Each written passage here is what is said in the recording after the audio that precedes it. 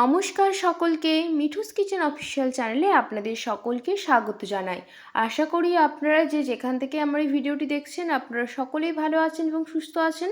আজকে আপনাদের সাথে শেয়ার করে নেব মাছের মাথা দিয়ে ছ্যাঁচড়ার রেসিপি।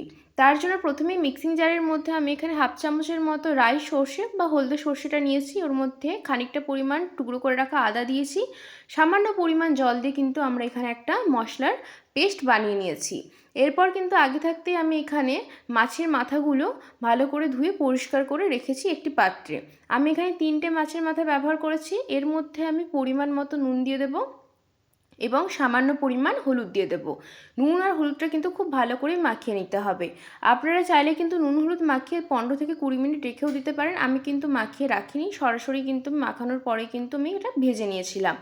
এই শীতে যাদের একটাও অনুষ্ঠান বাড়ি পড়েনি বা বিয়ে বাড়ি পড়েনি তারা কিন্তু বাড়িতে খুব সহজেই অনুষ্ঠান বাড়ির মতো মাছের মাথা দিয়ে তৈরি ছ্যাঁচড়ার রেসিপি বানিয়ে নিতে পারবেন এই রেসিপিটা ফলো করে। একবার হলেও কিন্তু বাড়িতে বানানোর অনুরোধ রইল। যারা খেয়েছেন তারা তো জানেন গরম ভাতে এই ছ্যাঁচড়ার ডাল হলে আর কিন্তু কোনো কিছুর প্রয়োজন পড়ে না। বাড়িতে কিন্তু অবশ্যই একবার রেসিপিটা দেখে বানানোর অনুরোধ রইল। এরপরে কিন্তু কড়াইয়ের মধ্যে আমি বেশ খানিকটা পরিমাণ সাদা তেল গরম করে নিয়েছি। আমি কিন্তু পুরো রান্নাটা এখানে সাদা তেলের ব্যবহার করেছি। সাদা তেল বলতে আমি এখানে সানফ্লাওয়ার অয়েলের ব্যবহার করেছি। আপনারা চাইলে কিন্তু এটা এখানে সর্ষের তেলের ব্যবহার করতে পারেন। এরপরে কিন্তু মাছের মাথাগুলো আমি দিয়ে দিয়েছি। মাছের মাথা ভাজার সময় কিন্তু খুব সাবধানতার সাথে ভাজতে হবে, কারণ প্রচণ্ড গায়ের দিকে তেল ছিটিয়ে আসে। সেই জন্য কিন্তু সাবধানতা কিন্তু অবলম্বন করতে হবে। সেই জন্য কিন্তু আমি এখানে গ্যাসের ফ্লেমটা লো টু মিডিয়ামেই রেখেছিলাম।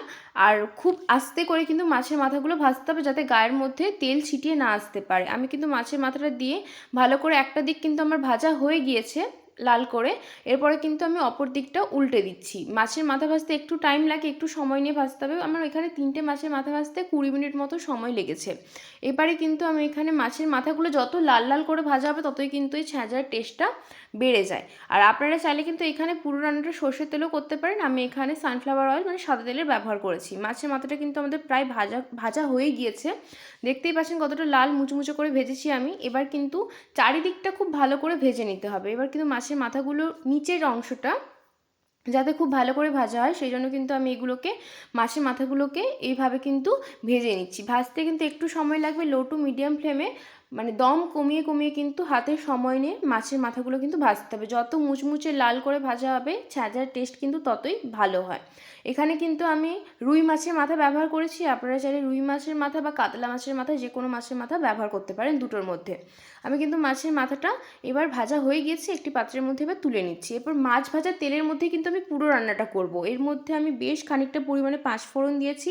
তার মধ্যে কয়েকটা আমি শুকনো লঙ্কা দিয়েছি এবং 2টো তেজপাতা ব্যবহার করেছি। ফোড়নটা থেকে যখন সুন্দর একটা স্মেল বেরিয়ে আসবে তখন কিন্তু এর মধ্যে আমি যা যা সবজি ব্যবহার করছি ছ্যাঁচড়াতে সেই সমস্ত সবজিগুলো দিয়ে দেবো। এর মধ্যে আমি দিয়েছি আলু, কুমড়ো, মূলো, সিম, ফুলকপি, গাজর এবং বেগুন আর বিনসের ব্যবহার করেছি। আমি এখানে বরবটির পরিবর্তে এখানে বিনসের ব্যবহার করেছি। আপনারা চাইলে কিন্তু এখানে বরবটিও দিতে পারেন বা বিনসও দিতে পারেন।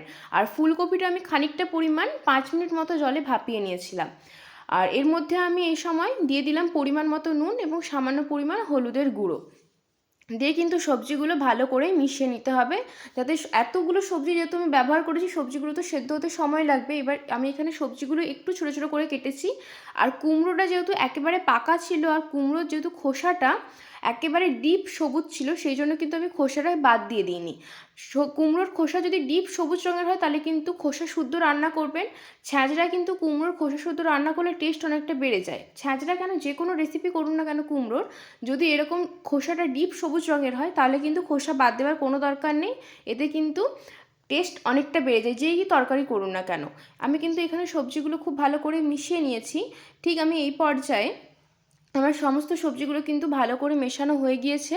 এই পর্যায়ে আমি 2টো গুঁড়ো মশলার ব্যবহার করছি। একটা ধনের গুঁড়ো আর একটা সামান্য পরিমাণ এখানে আমি জিরের গুঁড়ো ব্যবহার করেছি। এরপর ধনের গুঁড়ো আর জিরের গুঁড়োটা দেওয়ার পরে কিন্তু আমি আবারও ভালো করে সমস্ত সবজিগুলো মিশিয়ে নেব। সবজিগুলো কিন্তু আমাকে ভালোভাবে সেদ্ধ করে নিতে হবে যেহেতু এখানে সব সবজি কাঁচা ব্যবহার করেছি।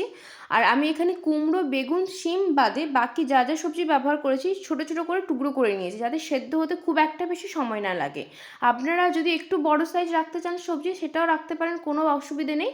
তবে আমি এখানে সবজি বলতে গাজর, আলু আর বিনস ফুলকপি এগুলো একটু ছোটো ছোটো টুকরো করে নিয়েছি, ভালো করে মিশিয়ে নিয়েছি মশলার সাথে। এই পর্যায়ে কিন্তু আমি এখানে এবার ঢাকা দিয়ে দেবো। ঢাকা দিয়ে কিন্তু প্রায় আমি 15 মিনিট মতো লো টু মিডিয়াম ফ্লেমে রান্না করে নিয়েছি এখানে, যাতে সবজিগুলো একটু ভালোভাবে সেদ্ধ হয়ে যায়। বুঝতেই পারছেন সমস্ত কাঁচা সবজি ব্যবহার করা হয়েছে এখানে। ঢাকা খুলে কিন্তু আবারও আমি ভালো করে এখানে মিশিয়ে নিচ্ছি। সবজিগুলো দেখেই বোঝা যাচ্ছে অনেকটা পরিমাণে কিন্তু সেদ্ধ হয়ে গিয়েছে, কারণ কুমড়োগুলো গলে গিয়েছে এখানে, দেখুন দেখলেই বুঝতে পারবেন যে সমস্ত সবজি সেদ্ধ হয়ে গিয়েছে। আর বাকি যা সবজি রয়েছে গাজর, বিনস, আলু, সেগুলো আমি যদি ছোটো ছোটো টুকরো করে নিয়েছি, সেই কারণে কিন্তু এখানে সবজিগুলো সেদ্ধ হতে খুব একটা বেশি সময় লাগবে না। একটু বড় সবজি কাটলে কি হয়, সবজিটা সেদ্ধ হতে বেশি সময় লাগে। আমি কিন্তু এখানে খুব ভালো করে মিশিয়ে নিচ্ছি। ঠিক এই পর্যায়ে আমি যে আদা আর সর্ষের বাটাটা রেডি করে রেখেছিলাম, সেটা কিন্তু আমি এর মধ্যে দিয়ে দিয়েছি।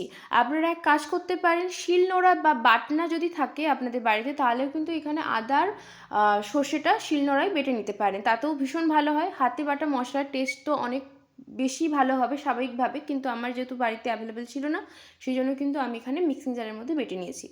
না থাকলেও কোনো অসুবিধে নেই, টেস্ট একই হয়, শুধু একটু হয়তো ডিফারেন্স হয়। এরপরে কিন্তু সর্ষে আর আদা বাটাটা দিয়ে ভালো করে আমি আবারও মিশিয়ে নিচ্ছি, যতক্ষণ না অবধি ভালোভাবে মিশিয়ে আসছে। আর সর্ষের মধ্যে যেহেতু একটা ঝাঁঝালো ব্যাপার থেকে আদার যে কাঁচা গন্ধটা, সেটা কিন্তু আমি প্রায় 7 থেকে 8 মিনিট সময় নিয়ে ভালো করে সবজির সাথে মিশিয়ে নিয়েছি, যাতে আদার কাঁচা গন্ধটা আর সর্ষের যে একটা ফ্লেভার, সেটা যেন খুব ভালোভাবে বেরিয়ে আসে।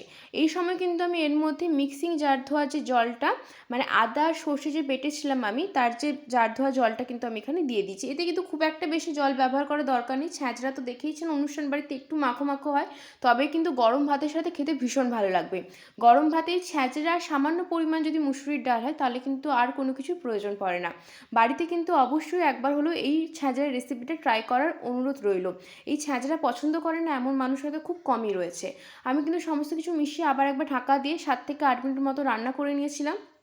ঢাকা খুলে আবারও আমি সমস্ত কিছু ভালো করে মিশিয়ে নিচ্ছি। বারবার ঢাকা দেওয়ার কারণ হচ্ছে যাতে সবজিগুলো খুব ভালোভাবে সেদ্ধ হয়ে যায়, কোনো সবজি শক্ত না থাকে। ভালো করে কিন্তু আমি এখানে মিশিয়ে নিচ্ছি। আমার কিন্তু এখানে খুব ভালোভাবে সবজিগুলো সেদ্ধ হয়ে গিয়েছে, দেখলেই বুঝতে পারছেন। এই পর্যায়ে কিন্তু আমি এখানে টেস্টটা ব্যালেন্স করার জন্য সামান্য পরিমাণ আখের গুড়ের ব্যবহার করেছি। কোনো ব্যাপার না, আপনারা যদি গুড়ের ব্যবহার এখানে না করতে চান, তাহলে কিন্তু সামান্য পরিমাণ চিনিও দিতে পারেন। আর কোনো মিষ্টির ব্যবহার না করতে চাইলে কোনো ব্যাপার না, নাও দিতে পারেন। তবে আমার কি মনে হয়, যে কোনো রান্নাতেই যদি এই সমস্ত ছ্যাঁচড়া, ঘন্ট, শুক্তো এই ধরনের রান্নাতে যদি একটু মিষ্টির ব্যবহার করা হয়, তাহলে স্বাদটা কিন্তু একটু ব্যালেন্স হয়। সেই জন্য কিন্তু আমি এখানে চিনির বদলে আখের গুড়ের সামান্য পরিমাণ ব্যবহার করেছি। দিয়ে কিন্তু গুড়টা খুব ভালো করে এখানে আমি মিশিয়ে নিচ্ছি সবজির সাথে। সবজিটা দেখেই বুঝতে পারছেন খুব ভালোভাবে কিন্তু সবজিটা আমাদের এখানে সেদ্ধ হয়ে গিয়েছে। এই পর্যায়ে কিন্তু আমি এখানে আগে থাকতে যে মাছের মাথা দুটো ভেজে রেখেছিলাম, মাছের মাথা দুটো না, সরি 3টে ভেজে রেখেছিলাম আমি, সেই তার মধ্যে থেকে আমি এখানে দুটো মাছের মাথা ব্যবহার করছি, কারণ দুটো মাছের মাথা আমি যতটা পরিমাণ সবজি বানাচ্ছি তার জন্য কিন্তু সাফিসিয়েন্ট। সেই জন্য কিন্তু এখানে আমি দুটো মাছের মাথা দিয়েছি। আপনারা কিন্তু এখানে 3টেও ব্যবহার করতে পারেন বা একটাও ব্যবহার করতে পারেন, যেহেতু পুরো রান্নাটার মেন ফ্লেভার হচ্ছে মাছের মাথা, সেই জন্য কিন্তু আমি এখানে দুটো মাছের মাথা দিয়েছি। এরপরে কিন্তু মাছের মাথাগুলো খুন্তির সাহায্যে কিন্তু খুব ভালোভাবে ভেঙে দিতে হবে। এই পর্যায়টা কিন্তু খুব ইম্পর্টেন্ট, কারণ মাছের মাথা যত মুচমুচে করে ভাজা হবে, খুন্তির সাহায্যে ভাঙতে কিন্তু খুব একটা অসুবিধা হবে না, আর টেস্টটা কিন্তু অনেকটা বেড়ে যাবে। দেখুন আমি কিন্তু মাছের মাথাটা এখানে খুব ভালো করে খুন্তির সাহায্যে ভেঙে দিচ্ছি। খুব ভালো করে কিন্তু ছোটো ছোটো করে ভেঙে দিতে হবে। ঠিক এই পর্যায়ে কিন্তু আমাদের রেসিপিটা কিন্তু রেডি হয়ে গিয়েছে। মাছের মাথাটা ভাঙার পরে কিন্তু আমি এখানে ভালো করে রেসিপিটা তৈরি করে নিচ্ছি, যাতে সমস্ত সবজির সাথে এখানে মাছের মাথাটা খুব ভালোভাবে মিশে যায়। আমাদের কিন্তু রেসিপিটা একেবারেই রেডি হয়ে গিয়েছে। বাড়িতে অবশ্যই একবার হলেও বানাবেন, কেমন লাগলো জানাবেন। রেসিপিটি যদি ভালো লেগে থাকে অবশ্যই কমেন্ট করে জানাতে ভুলবেন না। আর এরকম নিত্য নতুন রেসিপি পেতে আমার চ্যানেলের পাশে থাকার অনুরোধ রইল।